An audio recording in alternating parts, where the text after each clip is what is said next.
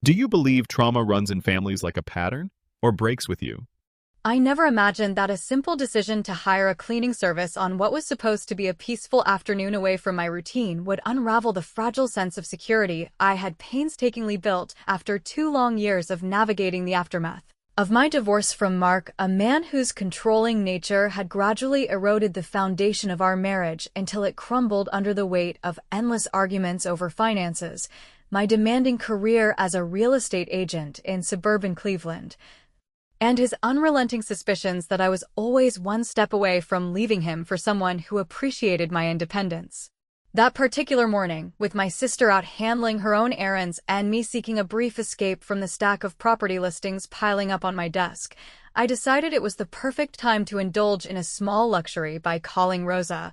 the reliable cleaner recommended by several neighbors in our quiet Elm Street community, where everyone knew everyone else's business but pretended otherwise to maintain the facade of perfect suburban harmony. Allowing her to tackle the accumulating dust and clutter in my cozy 2-story home that still bore faint echoes of the life Mark and I had shared before the lawyers divided our assets and our dreams with surgical precision. As I settled into my sister's worn armchair with a steaming cup of coffee in hand, savoring the rare moment of idleness that felt almost foreign after months of back-to-back showings for clients eager to upgrade their lives in the competitive Ohio housing market, my phone suddenly vibrated insistently on the side table, displaying Rosa's number and pulling me from my reverie with an urgency that made my stomach tighten instinctively, because in those split seconds before answering, a flicker of unease passed through me, perhaps a subconscious reminder of how fragile peace could be when past shadows lingered just beyond the horizon. When I picked up and greeted her with what I hoped was a casual tone, expecting nothing more than a question about the location of spare cleaning supplies or instructions for handling the antique vase in the living room that Mark had once gifted me during a rare attempt at romance, her voice emerged strained and hesitant, laced with an accent softened by years of living in the United States after immigrating from Mexico, as she described encountering a man inside the house who had introduced himself as my husband and inquired whether he had permission to be there. A revelation that sent a cold wave of shock rippling through my body because Mark and I had been legally separated and divorced for precisely 24 months, with court orders explicitly barring him from any uninvited contact or entry into what was now unequivocally my domain. Without pausing to collect my racing thoughts, I responded firmly that he was not allowed anywhere near the property. My words tumbling out in a rush fueled by the surge of anger and fear that bubbled up from memories of his possessive outbursts during our final months together, when he would show up unannounced at open houses just to monitor my interactions with potential buyers, all under the guise of concern for my safety in a profession that often required late evenings and solitary viewings in unfamiliar neighborhoods. There followed a profound silence on her end, the kind that amplifies every distant sound like the ticking of a clock in an empty room, stretching the tension until she finally whispered in a voice trembling with evident alarm, instructing me to get out of there immediately before abruptly ending the call, which she explained later was to summon the police without alerting the intruder to her intentions, leaving me frozen in place for a heartbeat as the implications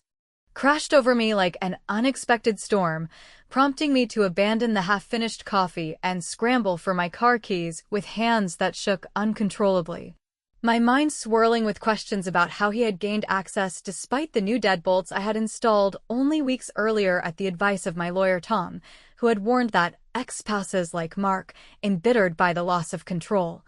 sometimes resorted to desperate measures to reclaim what they felt entitled to. The drive back to my house unfolded in a blur of heightened anxiety, every traffic light seeming to conspire against me by turning red just as I approached,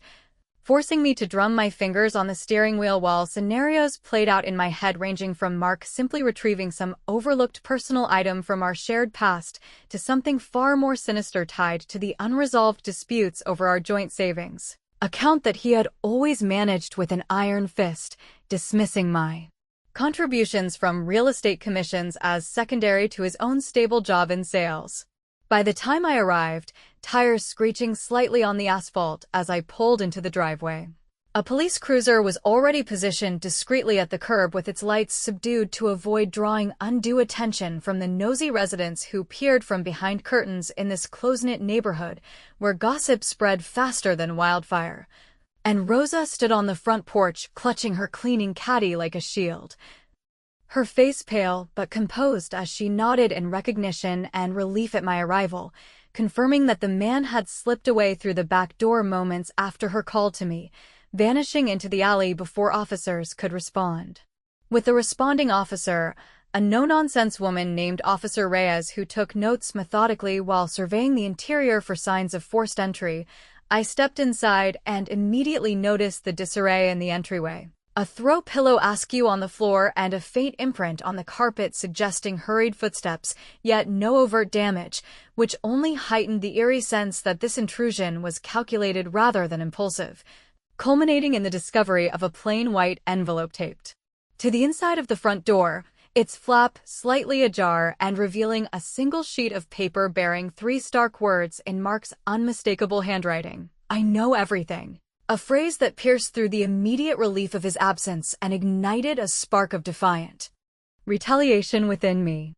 In that charged atmosphere, as Officer Reyes dusted surfaces for latent fingerprints and advised me to document every detail for an updated restraining order that might finally stick given this blatant violation, I felt a surge of empowerment amid the vulnerability, quickly retrieving my phone to capture a clear photograph of Mark's dilapidated sedan, still parked haphazardly a block away, its faded blue paint and distinctive dent from a long-ago fender bender serving as irrefutable evidence of his proximity, and without hesitation, I forwarded the image to Tom along with a terse message outlining the incident, deriving a fleeting but satisfying sense of having turned the tables on him by transforming his covert maneuver into tangible proof that could complicate his life in ways he hadn't anticipated, especially since Tom replied almost instantly with confirmation that this would bolster our case significantly. However, just as I pocketed the phone and turned to thank Rosa for her quick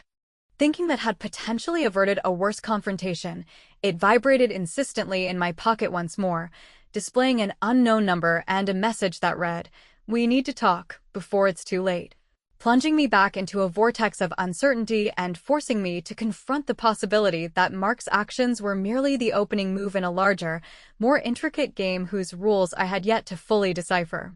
That anonymous message glaring up from my phone screen as I stood in the doorway, with Officer Reyes wrapping up her notes and Rosa lingering uncertainly nearby, transformed the initial wave of vindication from sending the photo to Tom into a churning undercurrent of dread that made my fingers go numb around the device, because who besides Mark could have sent it with such intimate knowledge of our fractured history, and what exactly did, before it's too late, imply in the context of his unauthorized entry that morning, suggesting not just a personal grudge, but perhaps some looming consequence tied to the financial entanglements we had battled over during the divorce proceedings 2 years prior when he accused me of hiding assets from my real estate commissions while conveniently overlooking his own questionable spending on so-called business trips that always left our joint account mysteriously lighter. Shaking off the chill that had settled over the living room where sunlight now streamed through the windows highlighting motes of dust Rosa hadn't yet reached, I pocketed the phone and thanked her profusely for her composure under pressure, watching as she gathered her supplies with a sympathetic pat on my arm and a promise to return only when I felt secure. Her departure leaving me alone with the officer, who reiterated the importance of avoiding direct contact with Mark and filing for that enhanced restraining order immediately to prevent further escalations in what she described as a classic case of post-divorce boundary testing common among couples in communities like ours where the illusion of neighborly bliss often masked deeper domestic fractures. Once the cruiser pulled away and the street returned to its deceptive tranquility, with children biking past and lawnmowers humming in the distance, I forced myself to step fully inside and confront the subtle disarray that Mark's brief presence had imprinted on the space, starting with the hallway where that telltale scent of his aftershave wafted faintly from the air vents, as if he'd paused there to catch his breath or survey the changes I'd made since claiming the house as my own, aroma so ingrained in my memory from 12 years of mornings rushing out the door together that it evoked a visceral mix of nostalgia and revulsion. reminding me of the times he'd used it to mask the stale odor of late nights at the office that turned out to be excuses for avoiding our crumbling intimacy. Compelled by a need to reclaim control amid the uncertainty gnawing at me, I dialed Rosa again before she got too far, inviting her back for a debrief over the tea she'd mentioned earlier, and when she arrived looking relieved to contribute more details, we sat at the kitchen table where she recounted the encounter in vivid fragments, how Mark had appeared through the back door without knocking, his posture casual yet eyes scanning the rooms with an intensity that set her instincts on edge, claiming he was just there to collect mail from our old shared life and flashing what seemed like a key that glinted in the light, his insistence on waiting for me carrying an undercurrent of entitlement. That made her hesitate before phoning me, all while he paced the living room pretending to admire the decor updates I'd invested in after the split to erase traces of his influence. Her account only deepened the puzzle, especially when the police station called shortly after with an update that Mark had been located at his apartment across town and brought in for questioning. His denial smooth and practiced as he insisted the cleaning lady must have mistaken him for a delivery man or perhaps exaggerated the situation out of cultural misunderstanding. A deflection that infuriated me even over the phone as I relayed it to Tom, who sighed heavily on the line, buried under caseloads, but promising to push the report through channels that might finally paint him as the unreliable narrator he truly was, though without physical evidence like a forced entry.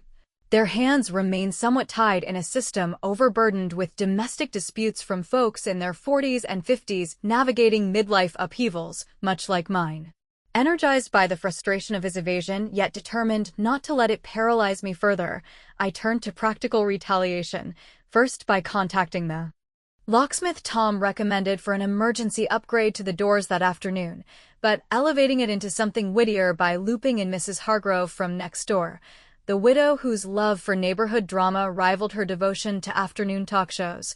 spinning a yarn about bolstering our block's security against recent reports of suspicious vehicles prowling the area, casually slipping in a description of Mark's dented sedan that matched the one I'd photographed earlier, watching her eyes light up as she vowed to alert the community watch group and even drafted a group email on the spot complete with a generic alert photo I'd edited to obscure specifics, while ensuring it circulated widely enough to make him the unwitting star of local whispers. The satisfaction of that indirect jab coursed through me as I imagined Mark fielding awkward questions from his remaining acquaintances or spotting his car in a viral neighborhood thread. A clever way to expose his creepiness without stooping to his level of invasion, and by evening with the new locks gleaming and keys jingling in my pocket, I felt a tentative armor against the vulnerability that had cracked open my day.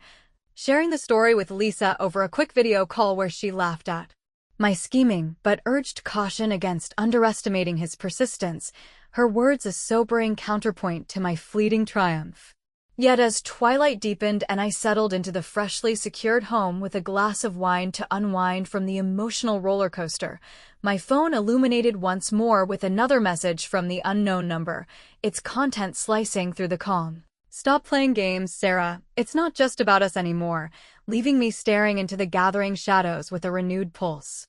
of apprehension that hinted at layers to this intrusion far beyond our personal history, forcing me to wonder what hidden alliances or secrets he might have dragged into my path. Waking up the next morning with that ominous text from the unknown number still echoing in my thoughts, like an unwelcome intruder that refused to vacate my mind, I lay there in the tangle of sheets staring at the ceiling fan's lazy rotation as dawn light filtered through the curtains I'd drawn tight the night before,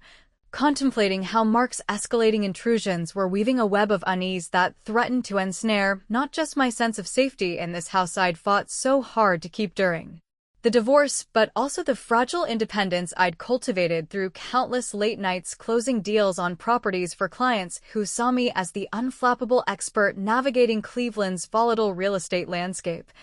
where every negotiation mirrored the battles I'd waged in court to sever ties with a man whose charm had once drawn me in, but whose possessiveness had slowly suffocated the dreams we shared of building a stable life together amid the suburban sprawl of families much like ours. The message's implication that this went beyond our personal vendetta stirred a restless energy in me, prompting me to rise early and brew a pot of strong coffee before heading to the office. Determined to push through a day packed with showings for a young couple eyeing starter homes in the quieter outskirts, yet finding my focus splintered by constant glances at my phone in case another cryptic alert appeared. Each unanswered vibration heightening the internal conflict between wanting to dismiss it as Mark's desperate ploy for attention and the nagging intuition that something deeper lurked in the shadows of our unresolved past.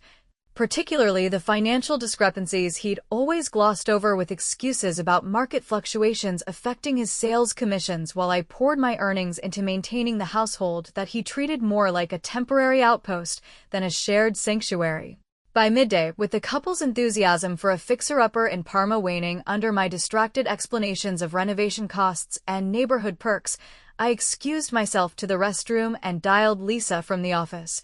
My best friend and fellow agent whose sharp insights had pulled me through the raw early days of separation when Mark's accusations of infidelity, baseless projections of his own wandering eye, had left me questioning my every move. Spilling the details of the texts and the previous day's chaos in a hushed tone that barely masked the tremor of vulnerability creeping back in despite my resolve to project strength in a career where clients expected poise under pressure. She responded with the blend of exasperation and concern I'd come to rely on, insisting that I loop in the authorities without delay rather than treating this like one of my solo adventures in flipping properties where a calculated risk could pay off handsomely, her words hitting a nerve because deep down I knew she was right about the recklessness of handling Mark's games on my own terms, yet admitting that would mean conceding ground to the fear he'd instilled over years of emotional manipulation disguised as protectiveness. So I promised to update Tom while steering the conversation toward lighter territory, joking about how my life had devolved into a bad thriller novel complete with anonymous texter and nosy ex, eliciting her reluctant chuckle that eased the knot in my chest just enough to return to the showing with renewed vigor. Emboldened by the exchange yet unsatisfied with waiting on bureaucratic wheels to turn, I reached out to Dave, our mutual friend from college days who had remained tenuously neutral during the divorce by continuing occasional golf outings with Mark while offering me sympathetic ears over coffee catch-ups. Probing gently at first about any recent oddities in Mark's behavior that might explain his sudden reappearance in my orbit, and after some evasive small talk about his own family life in the suburbs with 2 kids navigating high school drama, he relented with a heavy sigh, admitting that Mark had been dropping vague hints during their last meetup about lingering money woes stemming from investments gone sour right after the split, specifically alluding to irregularities in the joint accounts we divided where he might have overstated liabilities to minimize alimony payments or hidden debts from speculative ventures that could now boomerang back if audited. Revelations that sent a jolt through me as I recalled the tense mediation sessions where his accountant had presented ledgers that always seemed just polished enough to evade scrutiny, painting a picture of financial stability that masked the precarious tightrope he'd walked, potentially dragging me into collateral damage if creditors came knocking with claims tied to our married name. This insight transformed the anonymous warnings from mere harassment into possible harbingers of real peril, fueling my determination to confront the source directly rather than cower behind legal shields. A choice that Lisa would later lambast as foolhardy, but one that felt empowering in the moment, like reclaiming the narrative from a man who had scripted too much of my past without consent. As evening approached and I wrapped up at the office with paperwork stacked high on my desk, amid the hum of fluorescent lights and distant phone rings from colleagues closing their own deals, the drive home carried an undercurrent of anticipation laced with apprehension, my eyes scanning the rearview mirror for any sign of that dented sedan that had become synonymous with disruption, only to find the street empty upon arrival save for the golden hues of sunset casting long shadows across the lawn I'd neglected in favor of work. Stepping out with keys at the ready and phone recording app discreetly activated in my pocket, a trick I'd picked up from online forums for dealing with tricky clients, I froze at the sight of Mark himself lounging against his car at the curb. His frame silhouetted in that rumpled jacket that spoke of days blending into sleepless nights, wearing an expression blending feigned casualness with the underlying intensity that had always made our arguments feel like Minefields, prompting me to approach not in retreat but with measured steps, my voice steady as I demanded an explanation for the break-in, the notes, and the texts that had upended my sanctuary. He launched into a rehearsed defense, claiming the cleaning incident was a misunderstanding born of Rosa's overzealousness, and that the envelope was merely his clumsy attempt to initiate a civil discussion about lingering house maintenance issues from the settlement.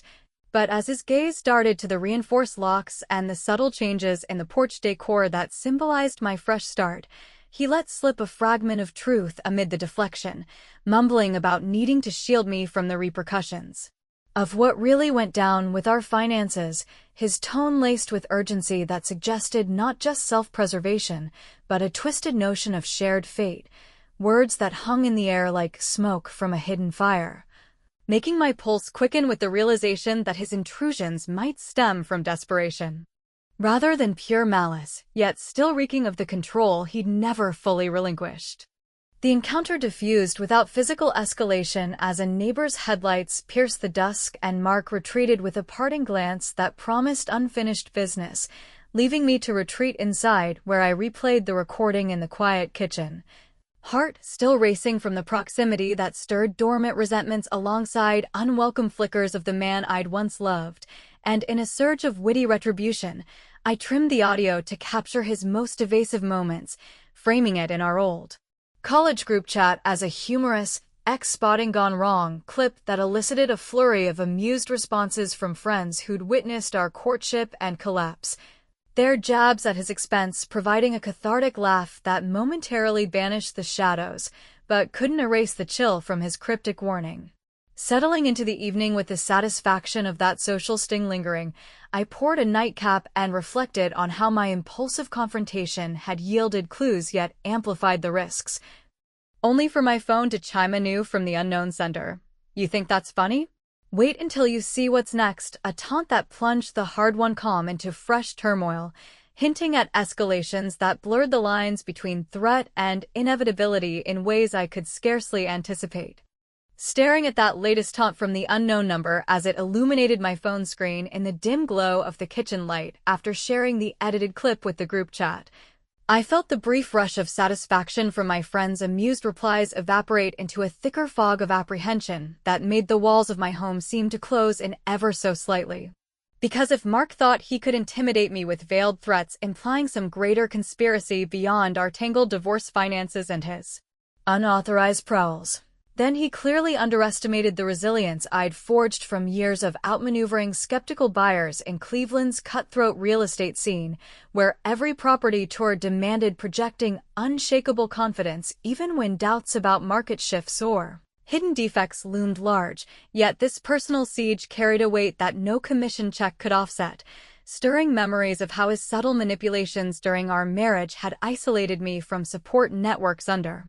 the pretense of protecting our privacy, leaving me now to second-guess every shadow in the hallway as I double-checked the locks before finally retreating to bed with the weight of unspoken dilemmas pressing down like an uninvited guest. The night passed in fitful fragments, dreams blending fragments of our wedding vows with the scrawled note from the envelope, only to jolt awake at the first hints of morning where I resolved to channel the unease into productivity by diving into a full schedule of client meetings that might distract from the creeping paranoia. Though deep down I recognized the folly in ignoring Lisa's repeated texts urging me to escalate to the police with this new wave of messages rather than treating them as puzzles to solve single-handedly, a stubborn streak that echoed the very independence Mark had once derided as recklessness, but which had sustained me through the asset division battles where I secured this house against his vehement protests.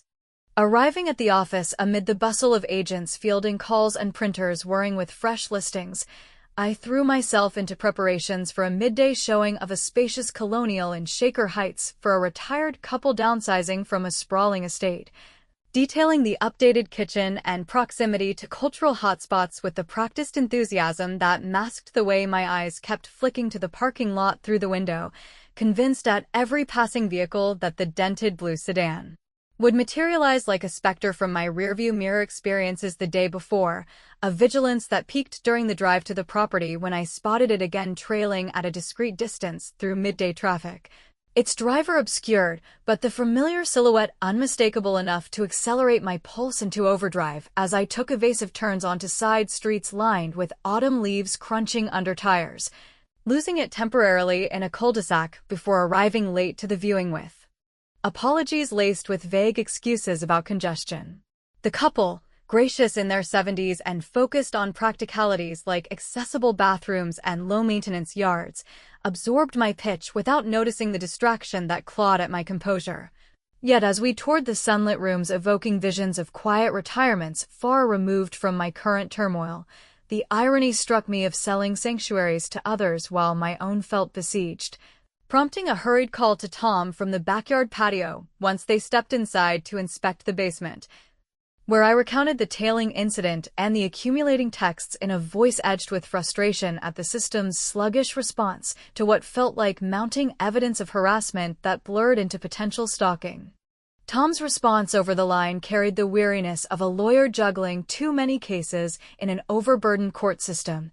acknowledging the patterns I'd described, but tempering my urgency with cautions about the need for concrete proof beyond circumstantial sightings and anonymous messages that could be dismissed as pranks from disgruntled acquaintances. His skepticism, though professionally grounded, stinging like a betrayal from the one ally I'd counted on to validate my instincts without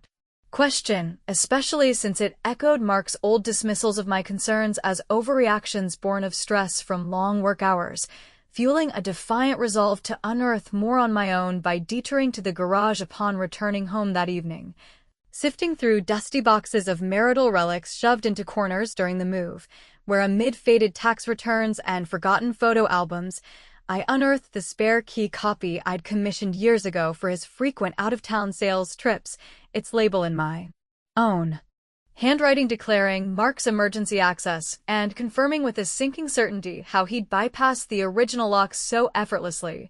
A careless oversight from a time when trust still bridged our growing divides that now served as the linchpin for his intrusions, twisting the knife of self-reproach amid the broader anger at his exploitation of that vulnerability.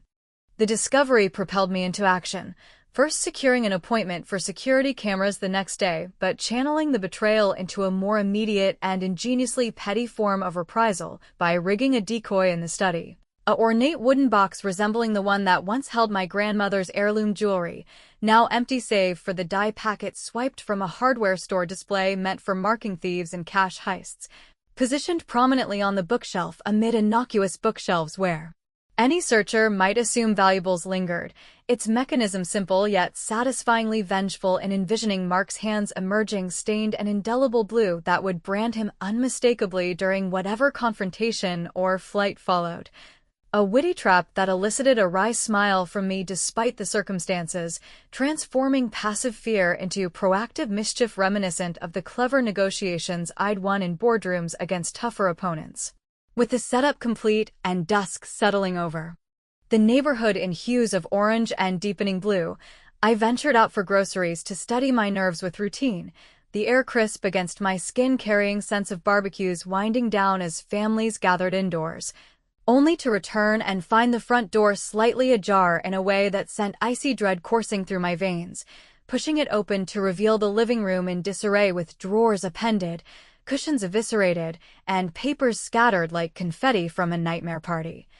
The violation, stark and personal, culminating in the kitchen table's surface marred by marker strokes proclaiming, "This isn't over, danger's closer than you think." A declaration that shattered the tentative security of my traps and plunged me into a maelstrom of questions about accomplices or escalating motives that rendered my solitary sleuthing not just risky, but perilously naive. Surveying the wreckage of my living room in the fading twilight that seeped through the windows after discovering the front door ajar and the interior tossed into chaos, with the ominous marker message glaring from the kitchen table, I stood frozen for a moment amid the appended drawers and shredded cushions that spoke of a frantic search far more invasive than Mark's initial foray with Rosa. The violation hitting me not just in the physical mess, but in the profound breach of the sanctuary I'd rebuilt brick by metaphorical brick after the divorce stripped away the illusions of our shared life in this Cleveland suburb where neighbors waved obliviously from manicured lawns. prompting a whirlwind of emotions from raw fury at his audacity to a sharper self-reproach for the die trap that remained untouched on the study shelf. Its potential for petty retribution now seeming laughably inadequate against this escalation that hinted at desperation bordering on danger, especially with the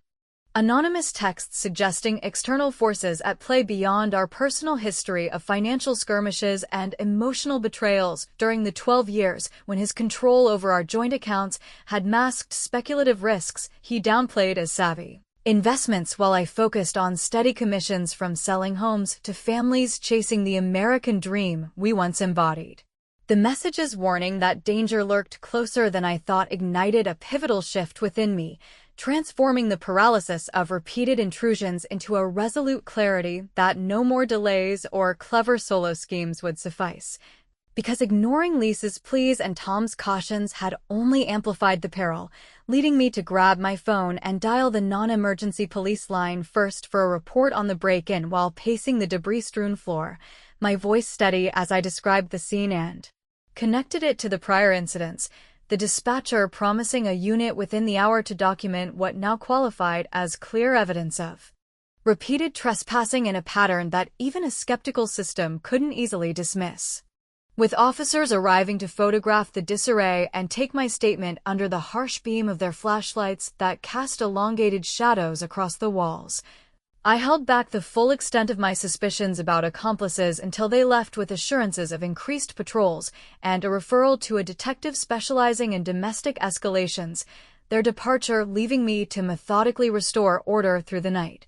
salvaging what I could while the adrenaline ebbed into exhaustion that demanded a plan bolder than hiding behind legal formalities, so by dawn I downloaded a burner app on my phone to craft an anonymous message luring Mark to the local park near our old neighborhood, a public expanse of winding paths and weekend joggers that offered safety in numbers without the isolation of my home, specifying a midday bench by the pond where we'd shared nostalgic walks during better times, framing the invitation as an urgent discussion about the documents he'd mentioned to entice his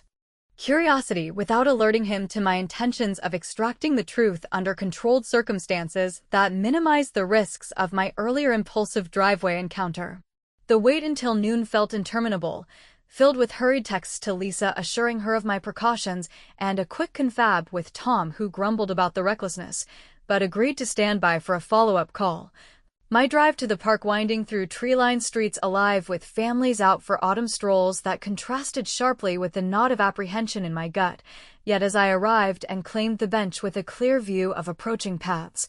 the sight of Mark emerging from his car across the lot confirmed the hook had worked, his approach cautious in that familiar jacket now looking more threadbare under the crisp sunlight, his face etched with the weariness of someone cornered by mounting pressures that extended beyond mere spite.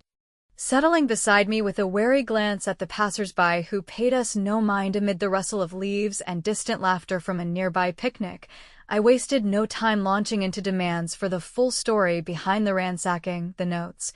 and the text that had shattered my peace, my phone once again recording discreetly in my lap as he initially deflected with half-truths about needing closure on unresolved divorce loose ends, but the accumulation of clues, from Dave's hints about his debts to the spare keys betrayal and the die pack's ironic untouched state, cracked his facade, leading him to confess in a low rush the secret that had fueled his obsessions during our marriage. He'd siphoned funds from our joint savings into a series of ill-advised real estate flips through shady contacts, embezzling incrementally to cover losses that snowballed into debts owed to unforgiving lenders who now circled like vultures. His intrusions aimed at retrieving forged ledgers and incriminating receipts he'd stashed in the house during the move, believing the protection he muttered about was genuine in shielding me from subpoenas or worse, if they traced the transactions back through our shared history. A revelation that blurred his villainy into a pathetic spiral of desperation born from the same financial hubris that had strained our union when his sales downturns forced me to shoulder more as the reliable earner in a partnership he viewed as his domain. The twist landed with a mix of vindication and unwelcome pity, his eyes pleading for a chance to make amends by warning of the loan shark's persistence that might not stop at him. Yet, even as the pieces aligned, the cologne to disguise repeated visits. The anonymous texts, perhaps from a coerced partner, doubt flickered in my mind about the sincerity of his remorse, tainted by years of lies that had eroded trust long before the gavel fell, prompting me to stand abruptly and activate the speakerphone for a live call to the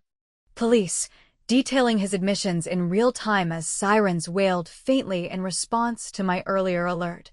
Watching his composure fracture into resignation while the gathering crowd remained oblivious to the climax unfolding like a scripted drama we'd both unwittingly authored.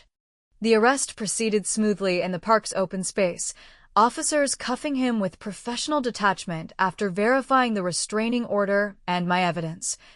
hauling him away without fanfare as I provided the recording to bolster the charges of trespassing and potential fraud that Tom promised would stick in court, deriving a final layer of witty satisfaction from forwarding the full audio file to our mutual contacts, not the edited clip this time, but the unvarnished confession that painted him as the architect of his downfall, eliciting stunned silences and supportive messages that affirmed my stand without further embellishment, a clever closure that turned his secrets into public reckoning while reclaiming the narrative he'd tried to hijack. In the weeks that followed, life resumed its rhythm with Rosa returning for thorough cleans that erased the last traces of intrusion, Lisa toasting over wine to my hard-won victory in navigating the ordeal with a blend of grit and guile that even she admitted bordered on heroic, and the house settling into a quieter normalcy bolstered by the blinking security cameras that now served as silent sentinels rather than looming necessities. Yet beneath the surface relief lingered unanswered shadows that provoked endless reflection. Had Mark's warnings about external dangers been a last-ditch manipulation or a genuine alert to threats that might still echo back to me through entangled finances and unseen enemies, and in my choices to confront alone and delay full disclosures? Had I amplified the peril through overconfidence or merely asserted the independence that defined my post-divorce rebirth? Questions that hung in the air like unresolved echoes, ensuring that true peace remained just beyond reach in a world where trust, once fractured, left enduring cracks through which uncertainty could always seep.